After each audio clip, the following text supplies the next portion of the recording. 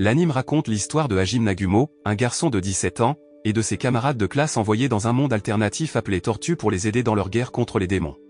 Dans Tortue, Hajime et ses amis sont traités comme des héros car ils ont pour mission de sauver la vie de l'humanité. Cependant, alors que ses camarades de classe étaient dotés de capacités impressionnantes qui étaient très utiles au combat, Hajime n'avait acquis qu'une compétence de transmutation inférieure et n'avait aucun réel pouvoir offensif. Il était donc sous-estimé par tout le monde et était souvent la cible d'intimidation de la part de ses pairs. Cependant, une de ses camarades de classe, une fille nommée Kaori Shirazaki, a déclaré qu'il serait facile de devenir un héros pour combattre le mal si l'on était déjà fort. En revanche, il faut une vraie force pour combattre le mal si l'on sait qu'on est faible, donc Kaori n'a jamais sous-estimé Hajime, même s'il n'avait pas autant de pouvoir que les autres. Alors que ses camarades de classe étaient sur le point de partir en mission pour conquérir le labyrinthe du Grand Tortue, Hajime avait prévu de les accompagner. Cependant, Kaori a essayé de l'en empêcher parce qu'elle s'inquiétait pour sa sécurité, qu'elle ne pensait pas assez solide pour faire face à la menace dangereuse à laquelle il pourrait être confronté dans le labyrinthe. Mais Hajime persistait, même Kaori ne pouvait pas l'arrêter. Quand Hajime et ses camarades de classe étaient dans le labyrinthe, ils affrontèrent les monstres qui habitaient le labyrinthe. Lorsque Kaori et les autres furent entourés de monstres, Hajime tenta de les sauver.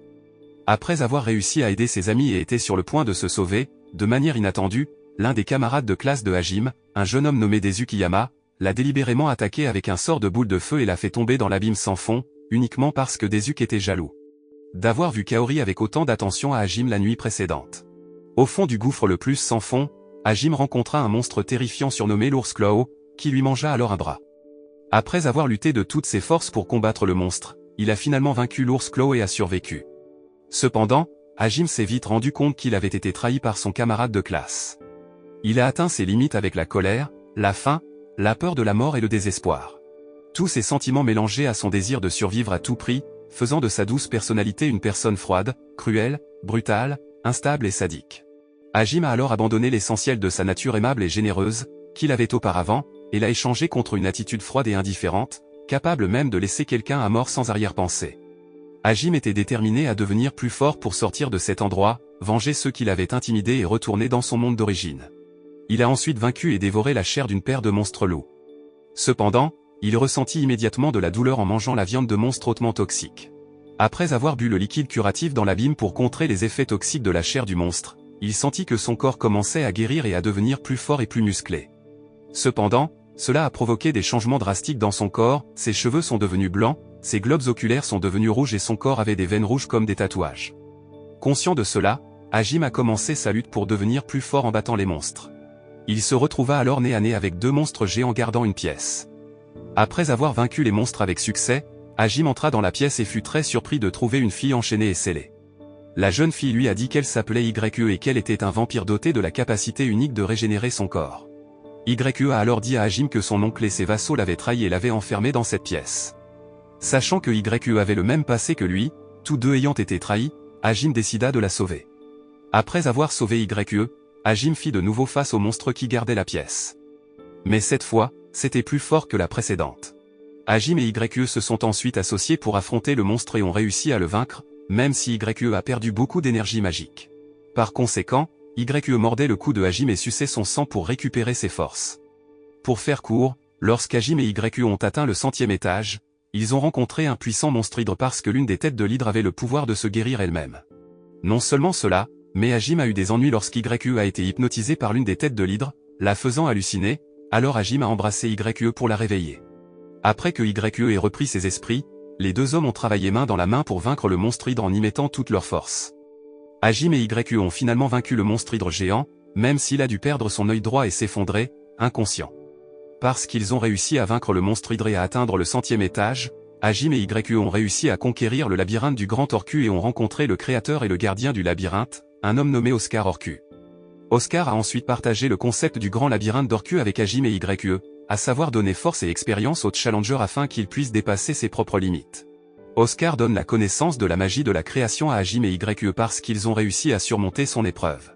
Création magique accorde à l'utilisateur le contrôle sur n'importe quel objet, structure ou minéral, lui permettant de les façonner ou de les transformer comme il le souhaite. Avant de quitter le labyrinthe du Grand Tortue, Hajime avait prévu d'apprendre une nouvelle magie et de créer un bras mécanique avec sa magie pour remplacer le bras manquant. Après cela, il décida de trouver un autre grand labyrinthe et de le conquérir afin d'obtenir un ancien pouvoir magique qui pourrait le ramener dans son monde d'origine. Dans son aventure, Hajime a emmené YE avec lui et lui a promis de l'emmener dans son monde d'origine afin qu'ils puissent vivre ensemble. Après avoir quitté le labyrinthe du Grand Torcu, Hajime et YE ont rencontré une fille nommée Shea Olia. Shea est un homme lapin doté d'une compétence unique qui lui permet de voir l'avenir, surtout lorsque sa vie est en danger. Shea s'est tourné vers Hajime et YE pour l'aider à sauver sa race, la tribu Olia. YE a accepté la demande de Shea, à condition qu'elle soit prête à être leur guide dans la forêt brumeuse. Après avoir trouvé un accord, Hajime se rendit ensuite dans la forêt brumeuse avec YE et Shea. En arrivant là-bas, Hajime rencontra la tribu Olia qui s'y cachait. Après avoir été sauvés par Hajime et YE, ils sont retournés dans la mer des arbres en tant que guides en échange de leur protection. Cependant, comme ils avaient 10 jours avant de pouvoir atteindre le labyrinthe, Hajime décida de les entraîner à se défendre. Son entraînement était si efficace qu'il les transformait en guerriers assoiffés de sang. Après avoir sauvé la tribu Olia et les avoir ramenés d'où ils venaient, la mer des arbres, Hajime et YE ont reçu des informations sur un labyrinthe dans la zone, le labyrinthe Altina. Cependant, le labyrinthe d'Altina s'est avéré n'être accessible qu'après avoir conquis les 4 autres grands labyrinthes, ils ont donc décidé de continuer leur voyage et de chercher un autre labyrinthe. Shea s'est porté volontaire pour accompagner Hajime et YE dans leur voyage de conquête du labyrinthe. Même si Hajime a refusé, YE a plutôt permis à Shea de les rejoindre dans leur voyage pour trouver le grand labyrinthe car elle avait une force considérable et pouvait les aider à relever les défis du labyrinthe. Finalement, Hajime a obéi et a permis à Shea de l'accompagner.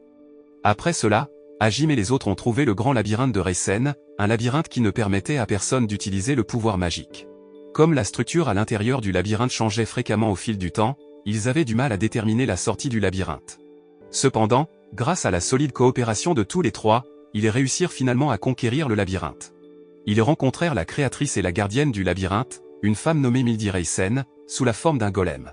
Parce qu'ils avaient réussi à conquérir le grand labyrinthe de Reisen, Hajime et les autres reçurent la connaissance de la magie de la gravité, à savoir le pouvoir de contrôler la gravité. Mildy Reisen leur a expliqué que le concept du grand labyrinthe de Reisen est de forcer les challengers à franchir les obstacles sans l'aide de la magie. Après cela, Hajime et les autres ont été jetés à travers le canal d'eau, et comme Shea ne savait pas nager, elle a eu du mal à respirer sous l'eau et s'est noyée. Hajime s'est précipité au secours de Shea et a pratiqué la RCR pour lui sauver la vie. Pour faire court, Hajime et les autres ont ensuite continué leur voyage et sont arrivés à la ville de Furen. Là, ils rencontrèrent la guilde des aventuriers, un homme nommé Ilwa Chang, qui demanda à Hajime et aux autres de l'aider à se rendre dans la chaîne de montagnes du Nord et à enquêter sur le sort de certains aventuriers qui y avaient disparu. Parmi eux se trouvait le troisième fils d'un comte qu'Ilwa connaissait bien, Will Kulta. Parce qu'Ilwa a offert de l'argent et un soutien total s'il avait des ennuis avec la guilde, Hajime a alors accepté sa demande.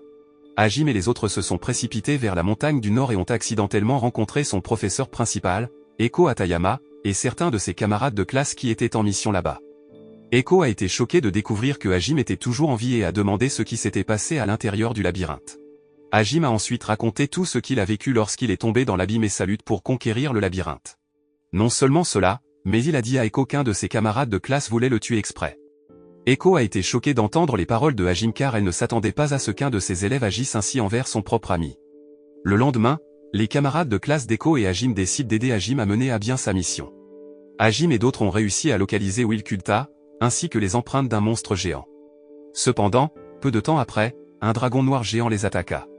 YE s'est précipité pour protéger Eko et les autres pendant que Hajime et Shea combattaient le dragon noir.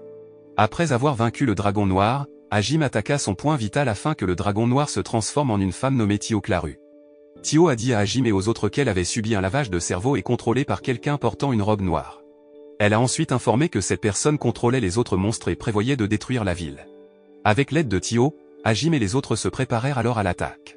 En utilisant suffisamment de pouvoirs magiques, d'armes et une solide coopération, Hajime et les autres ont finalement réussi à renverser les monstres et ont trouvé le cerveau contrôlant les monstres, qui n'était autre que Yukitoshi Shimizu, l'un des camarades de classe de Hajime. Shimizu s'avère utiliser sa magie noire pour contrôler les monstres. Shimizu s'est ensuite associé à Reis, un démon qui a demandé à Shimizu de tuer Eko et lui a offert renommée et gloire parmi les démons.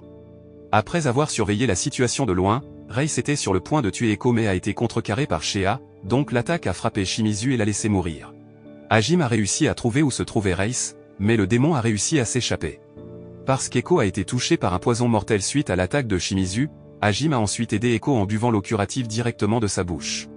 Après cela, il décida de tuer Shimizu et de se débarrasser de ses souffrances.